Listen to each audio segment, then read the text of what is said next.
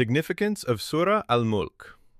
Imam al-Sadiq alayhi salam, confirming the Prophet's teaching, narrated, Surah Al-Mulk is the one that argues on behalf of its reciter before Allah on the Day of Judgment, saying, O Lord, I was recited in the heart of your servant, do not punish him, and Allah will accept its intercession. Thawab al-A'mal, Shaykh al-Saduq raziyallahu ta'ala anhu. Whoever recites Surah Al-Mulk every night, Allah will protect him from the punishment of the grave, and it will intercede for him until he enters paradise. Bihar al-Anwar, volume 89, Allama Majlisi raziyallahu ta'ala anhu.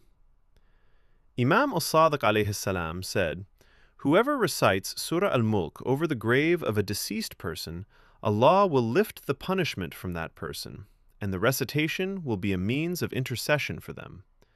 Bihar al-Anwar, volume 79,